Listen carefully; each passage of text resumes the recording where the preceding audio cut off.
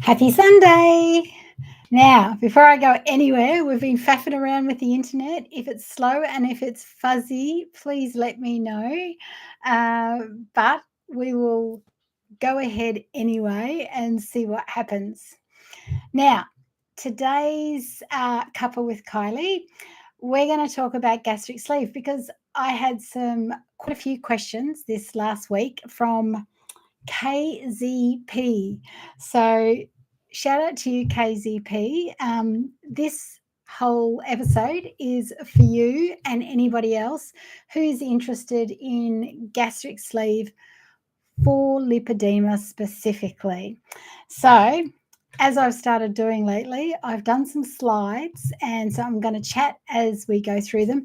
Please feel free, if you have any questions, good or bad, about this procedure, about lipedema as we go along, please pop it in the chat. This is a really big deal. I am a firm believer and promoter of it because it changed my life. I think I'd still be stuck in the depths of despair with lipedema had I not done this. So it's not the whole answer, and it certainly doesn't fix lipedema, but it's a great first step if you've done everything else. And let's face it, most of us have, right? So over to the slides. Okay. Oh, hang on, let me go backwards because that's not the first one. There we go. All right. On each one, I've put a before and after so that you know I've been potentially where you are now. All right. And change can happen. Even though I still have lipedema, change can happen. So let's talk about gastric sleeve and who it's for. It is for anybody that is at the end of the road and has done every single diet there is known to man and not made any changes. And you know you've done it perfectly, strictly, and all the things, yet everybody around you is probably thinking you haven't. This is something you need to think about. Now, there's a couple of different ways of looking at it. So let's go forward. First of all, who am I? Yeah, it is a bit fuzzy, I think. But anyway, we'll keep going. I'm Kylie. All right. So I've had Hashimoto's thyroiditis since I was 21. I had a hysterectomy at 42. I was diagnosed by a MLD therapist, so a manual lymphatic drainage therapist who she was an oncology nurse who also specialized in massage for lymphedema and lipedema women. I went to her for fluid retention for my thyroid, and she was the one that looked at me and said, "You're a lippy lady." I had never heard of it before then, even after 4 years in college studying naturopathy, clinical nutrition, and Western herbal medicine. Never heard of it.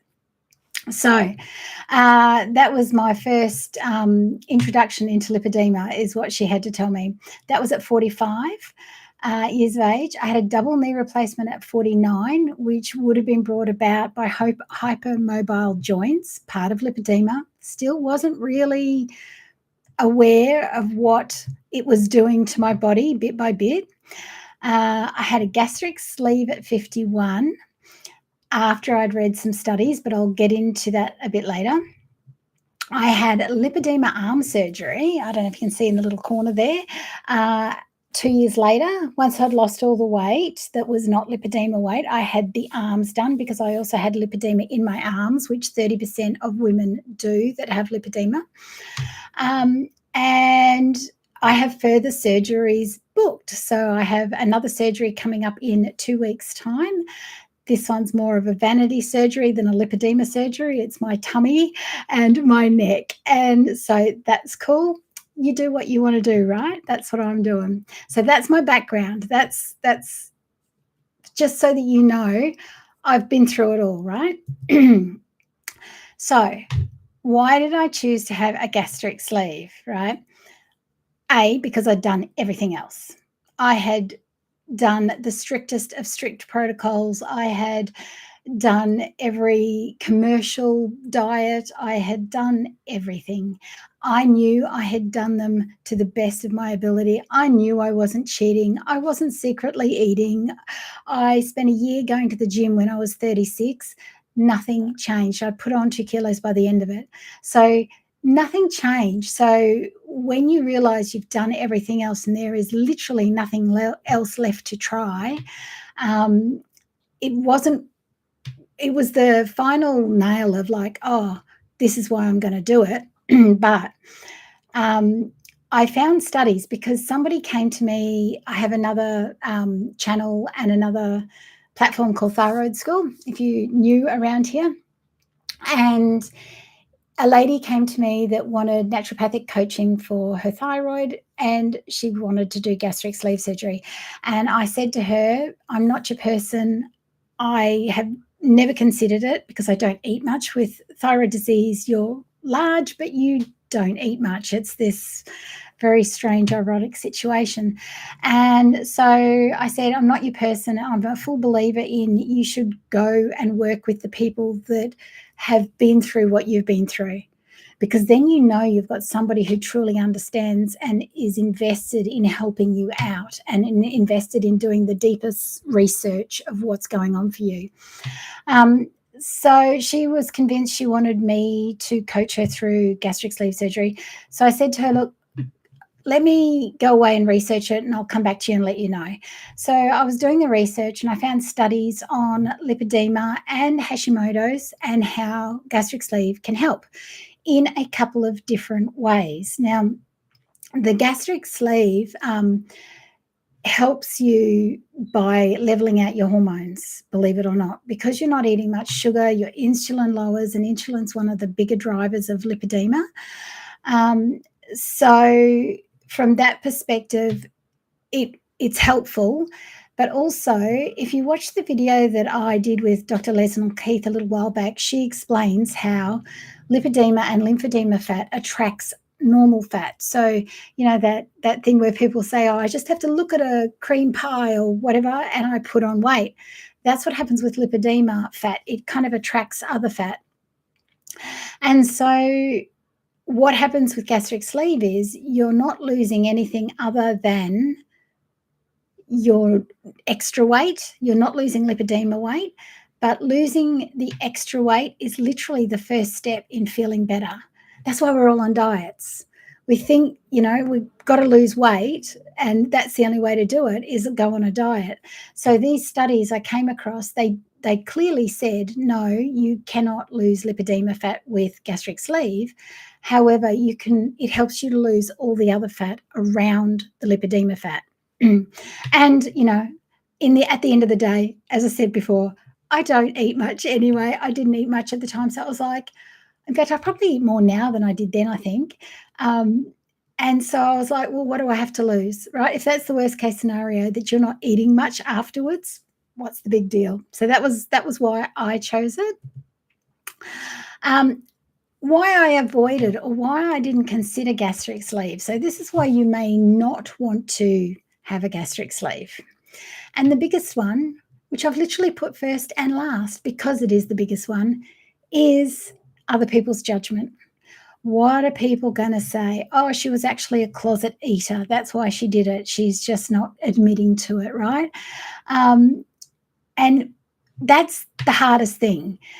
When you've tried everything and you know you've done it well, it's other people's judgments because you yourself think, I must be eating more than I think I am. I must be eating wrong things and not realizing it because you blame yourself. You just don't understand why you cannot lose the weight. And so even with thyroid school, and I've got a much larger following over there, I did not say a thing. I did not tell my parents. I did not say anything to anyone except for my husband for pretty much until just either before the surgery or just after the surgery. I told, and in fact, on thyroid school, I didn't even say anything for months until I started losing weight, and it was pretty obvious. And people saying, "Oh, you're looking really good." I had to come clean then because everyone was saying, "What are you doing? What are you doing?" So other people's judgment is probably the biggest reason why you wouldn't have it, because you're so terrified of what people are going to think of you that you just can't bring yourself to go through with it. Because, you know, at least with lipedema, you can say, oh no, there's a reason I can't lose weight. And if you actually do start losing weight, they're going to go, well, it's not the lipedema, is it? Right? So all these things go through your brain when you're considering such a step. And often it's a block for people to go ahead with this very valuable tool to help us health-wise. So another reason you may not do it is because nothing's worked. So why would this? I honestly did not think this would work for me. Not at all. I thought, well, I've done all these other things. It's like really full on protocols that I learned in college and that sort of thing, because I went to college to fix myself. And none of it worked. So I honestly went in with this underlying current of same. It's going to be the same. It's not going to be any different. From my understanding is most people that have gastric sleeve surgery have that same thought process. We all go in thinking it's not going to work because nothing else has worked. So that's kind of the neural pathway we've developed in our head, right? That it's not going to work. So that's why you wouldn't do it. What if something goes wrong? That's a very valid, real reason as to why you may not want to do it. Surgery is a scary thing. A lot of people would not do it just because they're afraid of surgery. Fair enough. My business, as I said, thyroid school, I'm a naturopath. Even though I became a naturopath at my highest weight, I was like, what are people going to think of me? That I had to have a gastric sleeve to help me, that everything I learned as a naturopath didn't help me. So how on earth can I help the people that are paying me, right? So there's that whole concept of my identity with thyroid school was tied up in my fears of having this, feeling like a failure. You needed surgery to fix something because you couldn't do it yourself. That feels like a failing time in your life, right? And we'll round it out again with other people's judgment, because honestly, that is the biggest problem. That is the biggest reason that people will avoid this surgery, because of the stigma attached to A plus B equals C. You must eat a lot. That's why you need gastric sleeve surgery, so that you stop eating so much. And unfortunately, that's the way society goes. But you kind of have to get past that if you want to help yourself, because your medical bills are not paid by other people's opinions, right?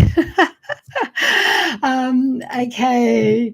So I did it anyway. I took a breath and I jumped. And these are some lovely photos of me after surgery. As you can see, with one of the photos there, you just get 1, 2, 3, 4, 5 little cuts in your belly. That's it. You cannot even find them now. Within a year, you just could not even see where they were. And then they go through your belly button as well. You're walking the hallways for days after your surgery, because that's just what you do. You drink and drink and drink, and you walk and you walk and you walk. For anyone who's not sure what happens during gastric sleeve surgery. Okay. On surgery day for me was the 22nd of October, 2022. That was at the end of COVID, right? So I had to go in by myself. And because they wouldn't let anybody else in with me, because of, in the hospitals at that time, they were like, only the people having the surgery are coming in.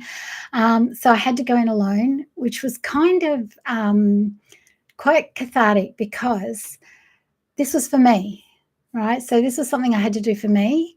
So going in on my own was actually a really good thing, because it made me stand up and go, well, no, why are you doing this? You're doing this for you.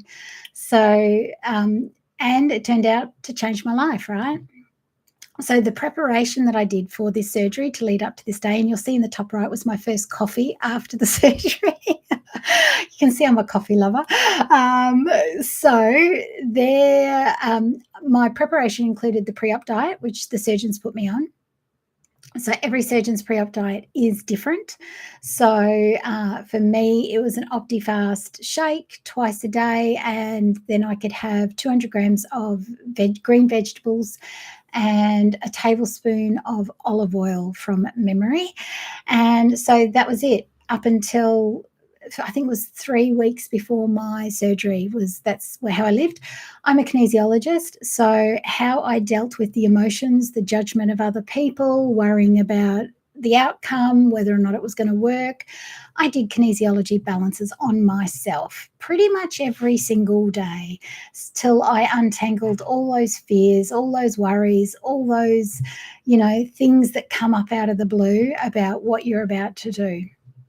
And the other thing I did, which if you've been around long enough, you'll know I do coffee enemas to clean out the liver. The pre-op diet, a lot of people think the pre-op diet is for you to lose weight to have the surgery. Nothing of the sort. The pre-op diet is simply designed to shrink your liver as much as possible, because the surgeon has to actually kind of lift up your liver and move it out of the way to get to your stomach. And so that's what the pre-op diet's for. And I really wanted my surgeon to be able to see what he was doing.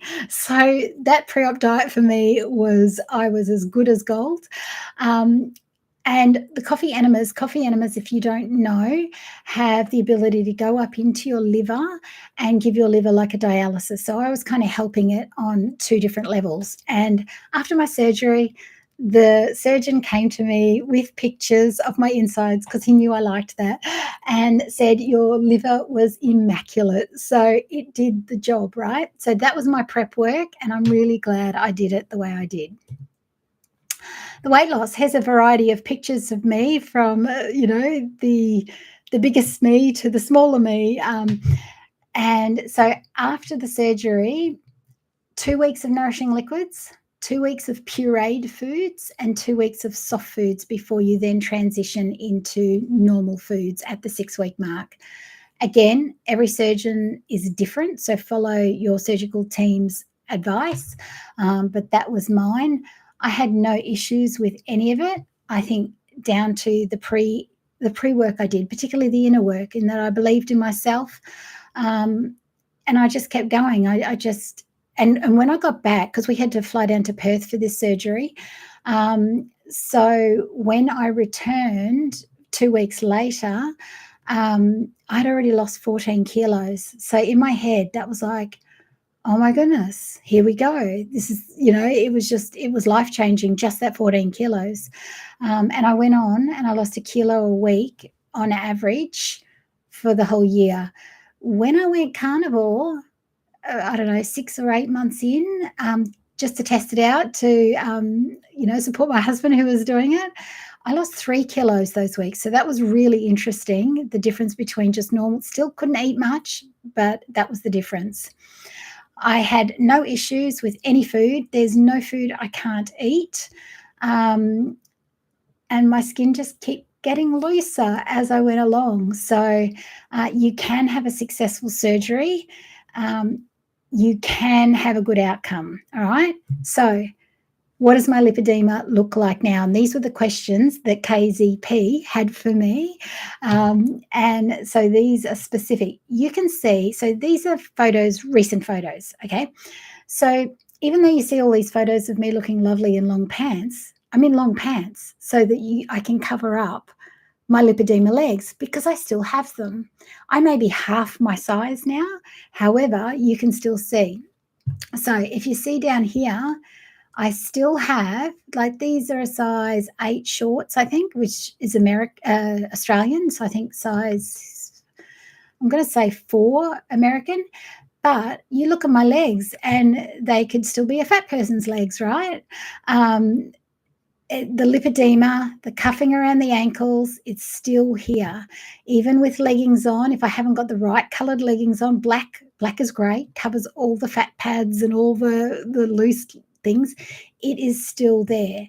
So it is really clear, and I will show you the next one. Okay, so this is the one on all of my Cuppa with Kylie's, my Sunday Live thumbnail, because this also very clearly shows you it's the same pair of shorts. These are the same swimming shorts and swimming shirt. I took photos. My lovely husband, took photos of me every 2 weeks for like a whole year. How's that for dedication? In the same clothes, right?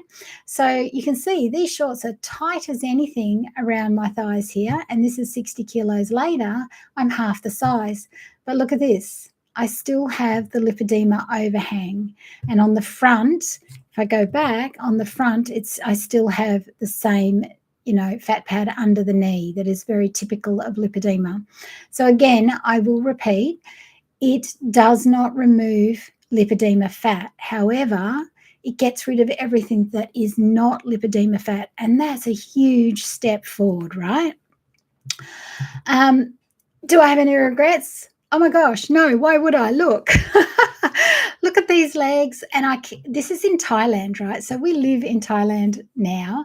This was 5 years ago, something like that.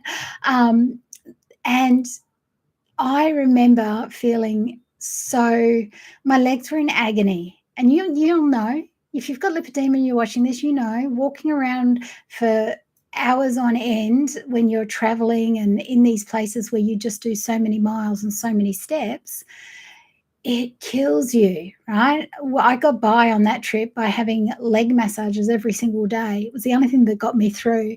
I didn't know why at that time. So, yeah.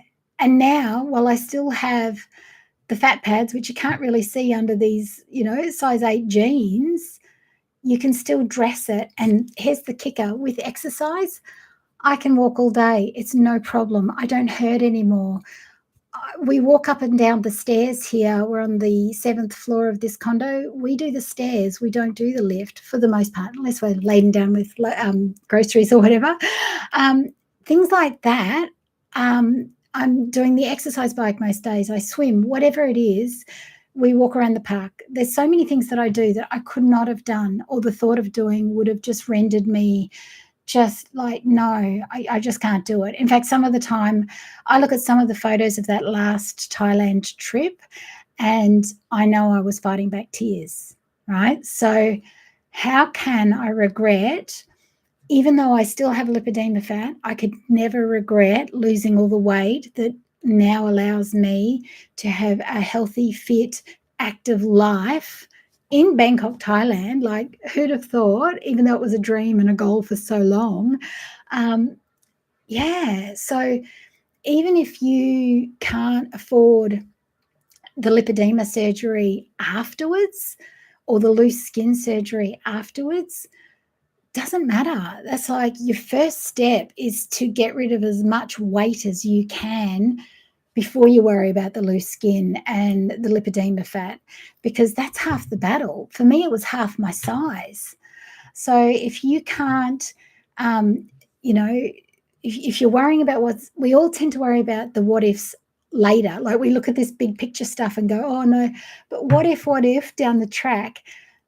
First step is to get rid of any fat that is not lipedema fat. And if you've already done a million diets and they've not worked for you, I would highly encourage you to consider gastric sleeve surgery or any of the weight loss surgeries. Some people, it may be more suitable to have a duodenal switch or, is it a bypass? I forget the other one. There's a few different kinds for different reasons for people. So I would highly recommend it, because now this tool helps me. Like 3 years later, after this gastric sleeve, I can eat a lot more than I ever could. And it's still a tool though. What it does is it allows me that if we're out and about and there's, something that I shouldn't be eating, but you're with friends and you're going to have a go, I can't eat much of it. So even if you're not going to be perfect, and you never are because we're human, just a small reminder there, when you do have the food is joy kind of thing and bugger it, I'm going to have something, your sleeve is a tool. It stops you from having too much of it. It allows you to have some of it, but that's it. And you've got to move on, right? So from that perspective, it still allows me joy with food when I want to. The rest of the time, it's really easy to sort of stick to a fairly plain, ordinary diet. And I step on the scales every single day to keep in check, to make sure things aren't going out of hand, particularly in a new country, new foods, different, we haven't kind of fallen into a true routine yet. We're getting close. So it's a really good way of keeping things in check on holidays, all that kind of thing. So, so now even if I had have not had the money to, and in fact, when I had the gastric sleeve, there was no money for me to have lipedema surgery. That was not in the equation at that point. It was just literally, this is the first step. I have tried everything else to lose the extra weight. If this doesn't work, then I was getting comfy with the fact that that's going to be me for the rest of my life. And there was nothing more to try after that. Then I was going to worry about everything else after that. And, as you can see, I mean, what a difference, right? I look back at these photos and I don't even remember feeling like I was this big. Okay. But now I can walk the hills, I can walk the stairs. It's no problem. Now, this slide is because I do a deep dive and I'm taking January clients now because I'm going for my next surgery on the 1st of December. And so I'm taking free clarity calls, 15 minutes for you to see if the deep dive's right for you, where I help you through the mind, body, and emotions of whatever you're working with or whatever you want to do. It doesn't even have to be about gastric sleeve surgery. It can just be about your lipedema, health, weight, your way forward. All right. So, I integrate everything in a deep dive over 30 days.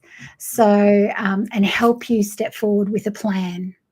Okay. Because I think there's lots of information out there, heaps of information. There's not enough integration. And we tend to forget the emotions and the mental clutter that is kind of stopping us from stepping forward into a solution that might be amazing for us. That's the thing. All right. So, that's it from me tonight. I hope it wasn't too fuzzy. If it was, and I need to refilm it as an actual video, I shall do that. Again, if you have any questions for me, please let me know. If you have questions but you don't want to put your name in the chat because you want it to be private, please reach out to me via email. And you can do that in the link in the description anyway, via my website. So I would love to help you out if you think I can be of help to you. All right, that's it from me for this week. And I hope you're great wherever you are. And I will see you next Sunday. Bye.